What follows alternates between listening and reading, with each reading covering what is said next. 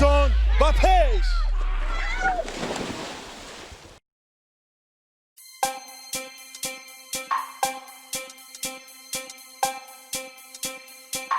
بینندگان عزیز، ما حالا در درآمدگاه شهر کلوب در راز یک مجمع بسیار هم زیبا قرار گرفتیم. مجمع از بیرون واقعا هم دقت جلب کننده است. اینجا در اینجا طرفخانه نوشته شده است و ما می‌داریم.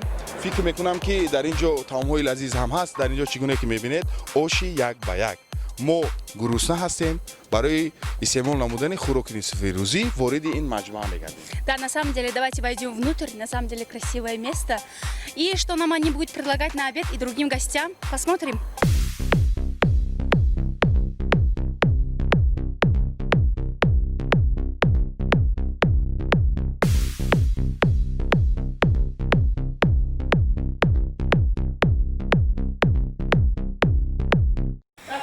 Да, конечно, дорогие друзья, это вот получается наши художники работают и делают наши национальные такие эти ценности, например, вот хисор, вот хульбук, они вот этими местами, то есть этой своей работой украшают вот эти вот стены. Это получается общий зал, да, наверное? سلام علیکم، مونده نباشه. اینجا به فکرم دوست هنری دست شما این نقش نگار و میگفتید که تا چند روز میشه که با همین کارها آور هستید؟ اگر راستش بگم اگر این موضوع уже بود این من همین کارو بود رسامی همین کلوب همین کارو کردگی بودم کمتر беззеб шудагӣ буд истода беззеб шуд ман ҳамин гуфти рӯзҳо ки ина реставратсия каросиям. А вот это вот ваша работа, в общем, как называется? Рельеф. Да, это рельеф. Рельефная работа, да, она выполняется как это сказать, в двух техниках, то есть можно сказать в двух материалах, можно раствором, можно гипсом.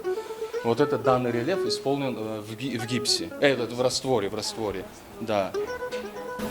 Это все, получается, делаете вы, дело рук ваших работ. Ну, можно сказать, частично, то есть реставрация, это моя работа, и покраска. То есть этот рельеф уже был, общая концепция была сделана, но она была немножко неграмотно выполнена, и в цвете тоже неграмотно, и были кое-какие дефекты. То есть я ее реставрирую, получается. Получается, вы работу довели до конца, Да, я ее профессионально. довожу до конца грамотно. Спасибо. تشکر زیاد به کارهای شما برار میخواهیم. سربلند باشید، دستتون در نکند. میرویم باز دیگه. Мы обошли первый этаж, так давайте же пройдемся во второй этаж и посмотрим, какие там кабины или какие-то там залы. В общем, давайте посмотрим. بله میبینیم در آشیانه دوم چی هست. اینجا برای ما لازم است که یگان حجره رو برای استعمال نمودن خوراک نصف روزی انتخاب نماییم. عزیزان این یکم حجره رو میبینیم. بسیار حجره زیبا زمانوی بهترین برای ما موافق است. بیایید اینجا باز یک چند حجره دیگر هست. دیگر حجره ها رو میبینیم و از بین حجره ها یکی رو انتخاب میکنیم. میرویم. Дорогие друзья, уважаемые гости, это наша вторая кабина. Посмотрите, какой тут уют. Тут можно прийти с семьей отдохнуть, поужинать или пообедать, или в кругу друзей. В общем, вот такая обстановленная и красочная кабина. Класс, давайте же пойдем посмотрим другую кабину. Что из себя представляет? Правда, Ихматулло? عزیزان کابینه سیوم از کابینه یکم و دوم باز زیباتر. این کابینه رو ببینید چقدر تاجیکانه، یعنی با اصول ملی آرا دادن. بسیار یک حجره زیبا، حجره موافق. دیگری حجره رو میبینیم شاید آن حجره از این هم زیباتر است، لیک در حقیقت هر یک حجره از همدیگرش ماندنی ندارد، زیباست، گواراست، دلرباست. Вау, какая кабина! Просто класс! Обстановлена на очень высоком уровне. А какие тут фужеры, а какая тут посуда. Идеально. Супер, дорогие друзья. Очень каждая деталь выбрана грамотно, красивая, по-королевски красивая кабина. Так что приходите, наслаждайтесь жизнью, радуйте себя, своих близких, друзей. Мне просто добавить сюда что-то лишнее нет слов. Эксклюзивно красивое.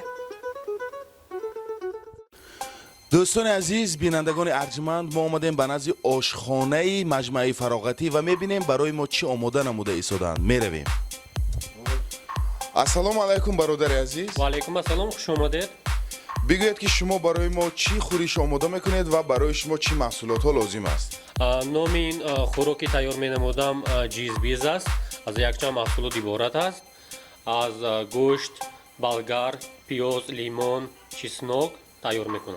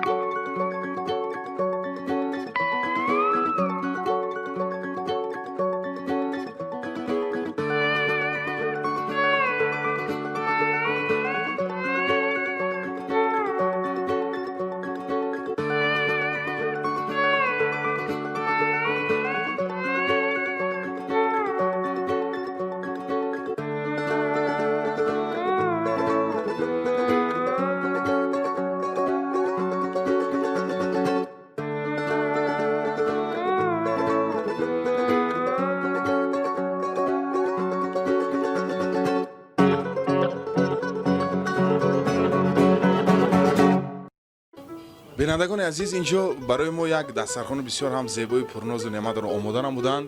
ما انا همون تمامی که اکای اسلام با یک نوزوکی آماده کردن میخواستیم که اینجا بیارند و در انا همین جا از طعم طعام با خبر باشیم.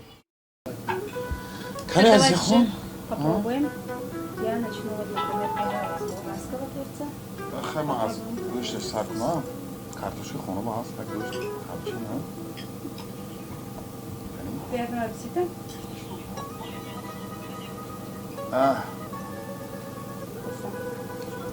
Вкусно, дорогие друзья.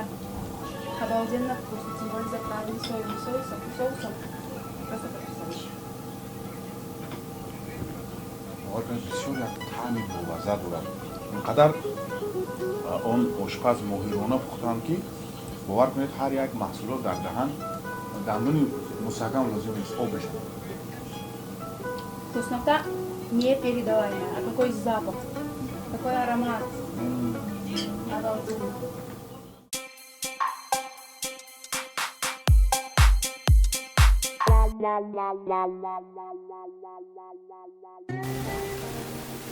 بینندگان عزیز اینجا مهمانخانه مجمع فراغتی است که بسیار با اصول زمانوی مجهز گردیده است و آماده است که مهمانان را قبول نماید. در اینجا می توانید شما استراحتی با فراغت داشته باشید. عین حال یک چند حجره ها آماده است و چند حجره دیگر تا سنه 9 سپتامبر سال 2020 بهر مهمانان آماده می گردد. مرحمت عزیز خان. Спасибо. انا اینجا طربخانه ای که در اینجا базми висоли навхонадорон, яъне тӯи арӯсу домод баргузор мегардад. Бисёр ҳам як тарабхонаи бо шукӯҳ замонавӣ. Бубинед устоҳо, камдагорҳо чӣ қадар моҳирона кор кардаанд. Ман гуфтанӣ ҳастам ки агар касе дар ин тарабхона базми висолашро баргузор мегардонад, дар ҳақиқат базмаш зебо мешавад. Дар ин ҷо то ҳатто асбобҳои мусиқӣ, ин ҷо асбобҳое ки садо медиҳанд ин ҷо ҳаст, ҳамааш замонавӣ ва бисёр ҳам зебо. Дорогие друзья, посмотрите и обратите внимание, здесь можно проводить не только свадьбу, но дни рождения, банкеты, юбилеи, все, что угодно. Супер место, оформлено красиво, сказочно. ман тавсия медиҳам ки кадом нафароне дар оянда мехоҳанд хонадор шаванд, маҳз ана ҳамин тарабхонаро интихоб кунед. ҳам зебо, ҳам замонавӣ ва ҳам асбобҳои мусиқиву асбобҳои садодиҳӣ замонавиву беҳтарин ҳастанд.